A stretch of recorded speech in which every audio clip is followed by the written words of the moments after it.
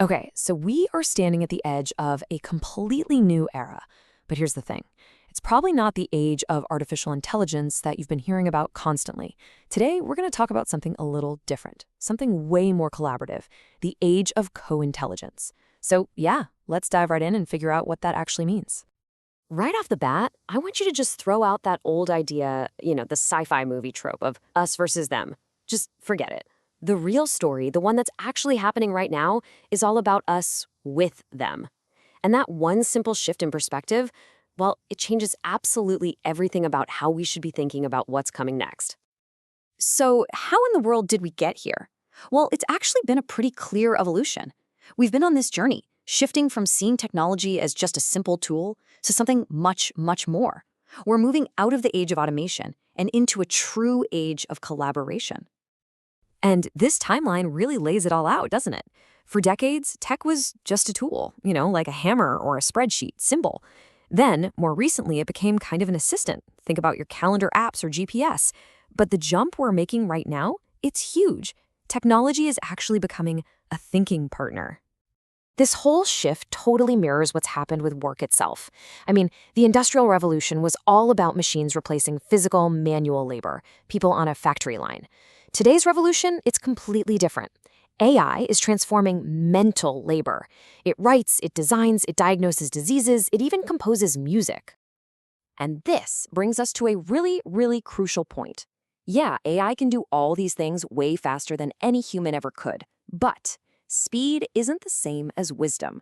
The real story here isn't about AI replacing us, it's about amplifying us. And that right there, that's where co-intelligence really begins. Okay, so this idea of amplification, that is the absolute heart of co-intelligence. So let's get super clear and define what we actually mean when we say humans and AI are thinking together. Because this partnership, this is what's going to shape the next few decades, for sure. And here it is, plain and simple. Co-intelligence is that powerful collaboration between our uniquely human intuition, our gut feelings, our crazy creative leaps, and the raw, logical power of artificial computation. It's not one or the other. It's the fusion of the two. And this breakdown of the partnership is perfect. Look, we bring the why.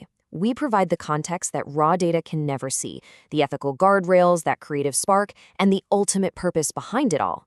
The AI, it provides the how. It's got insane pattern recognition, it can operate at a massive scale, and it has incredible precision. When you put them together, you get a system that is way smarter than either part could ever be on its own. And the impact of this partnership? It's gonna be total. This isn't some small niche change we're talking about. It's a fundamental redefinition of, well, pretty much everything. In medicine, think about diagnosing an illness years before symptoms even show up. In business, it's about seeing market trends that no human team could ever spot. It's even changing the very act of how we make a decision. Okay, so if our new partner is a machine that basically knows everything, what does that mean for us, for our jobs, for our careers? This is where it gets really practical, because the future of work is going to reward a completely different kind of intelligence. I want you to just let that sink in for a second. An entire pillar of how we've been educated for centuries, memorizing facts, is basically becoming obsolete. Why? Well, because your thinking partner can store and recall infinitely more facts than you ever could. Our value is shifting away from what we know to what we can do with that knowledge. This is what matters now. These are the new power skills. It's not about having all the answers anymore. It's about asking really, really good questions. It's about looking at a mountain of data that an AI spits out and being able to interpret the real story inside it. It's about making those tough judgment calls when things are uncertain and blending our own human emotional logic with the cold, hard logic of the machine. And this quote just nails it. Look, jobs aren't just going to disappear. They're going to evolve. But the dividing line between who succeeds and who struggles, it's going to be crystal clear. I mean, trying to compete against AI is like trying to outcalculate a calculator. It's a losing game. The real winners, the innovators, they're going to be the ones who master the art of thinking with their new partner. So what about the things we think of as the most human? Creativity, ethics. In an age of super smart machines, you might think those things would become less important, but actually, they're about to become more critical than ever before. There's this big fear out there, and you've probably heard it, maybe you've even felt it yourself, that AI is coming for the artists, the writers, the musicians. The fear is that it's going to automate the human soul. But what if that's completely backwards? What if the reality is the exact opposite of that? Just think about it for a second. AI can handle all the tedious technical stuff, the complex rendering, the audio mixing, all the grunt work. And that frees us, the humans, to focus on what actually matters: the big idea, the deeper meaning, the storytelling, the vision. In the very near future, a single person with the right AI tools might be able to create something that used to take an entire studio. Creativity isn't going to die. It's about to be democratized and amplified. But with all this new power, all this new creative and analytical ability comes this huge, profound responsibility.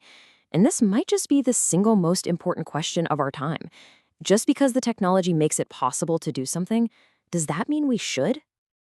And this right here, this is our irreplaceable role. An AI can calculate probabilities and predict outcomes with scary accuracy, but it cannot tell us what should matter. It has no values. That's our job. We're the ones who provide the ethical compass, who set the boundaries, and who have to make the final judgment call. Our ethical intelligence is becoming way more important than artificial intelligence.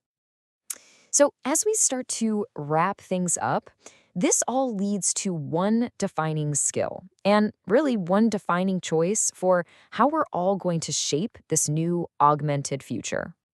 So forget what you might have heard. The most important skill for the next few decades isn't going to be coding. It's going to be sense-making. In a world that's just flooded with information and AI-generated content, the ability to see the big picture, to connect the dots, and to make wise decisions in all that noise, well, that is the ultimate human advantage. And that's really the key takeaway here. We are not building an artificial future to replace our own. We are building an augmented one. It's not human or machine. It's human and machine working together. And so we end on this. The question isn't if AI is going to change the world. It already has. The only question that's left is for each of us, and it's a choice between two paths. Are we going to learn this new art of co-intelligence, this new way of thinking alongside these incredible tools? Or are we going to risk being left behind? The future is a collaboration, and the invitation to join in, well, it's open right now.